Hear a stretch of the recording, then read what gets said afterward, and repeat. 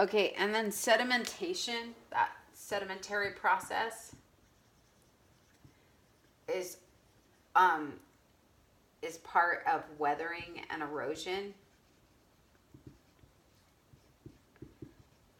And part of weathering is when you have like big old oceans with sea creatures in them, you know, and plants. And then these are dried up over time.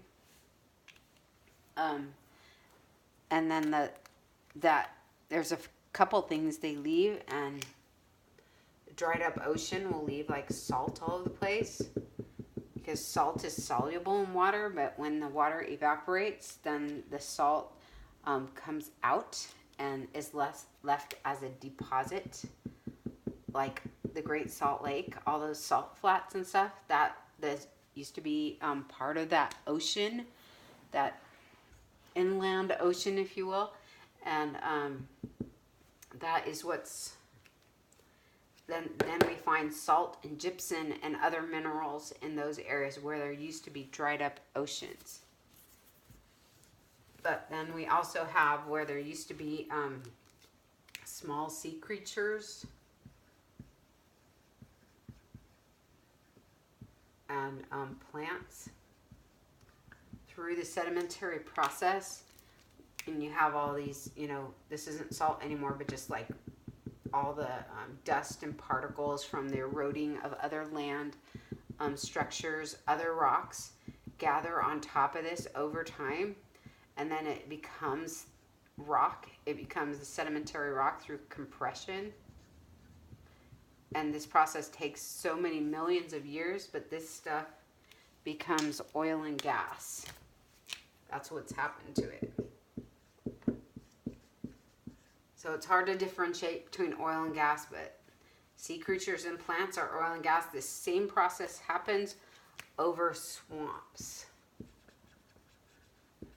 And that becomes, when it happens over swamps, over millions of years, lots of time here, it becomes coal. So because there's not these dried up oceans everywhere or sea creatures every single place all around the earth, you're not going to have oil and gas everywhere. There were quite a few of those places, so there is a lot of oil and gas, but it's just going to be randomly all over the place. Same with coal. Swamps weren't every single place, and so wherever there were swamps, that's where we would find coal. Swamps covered by the sedimentary rock. And so that's how the geological resources are distributed. Let's see. Okay, and you also need to remember water storage.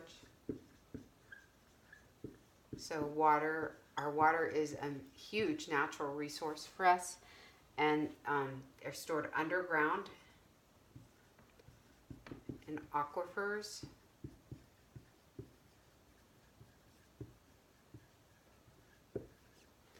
And then in reservoirs.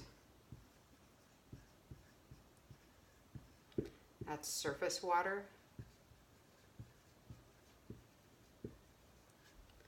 And then mountain peaks. And like sea ice, glaciers. Also found, you know, on mountains on the surface of the earth.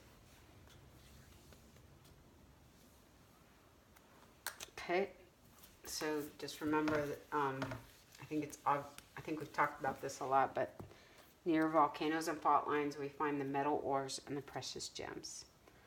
And I think we're done with that standard.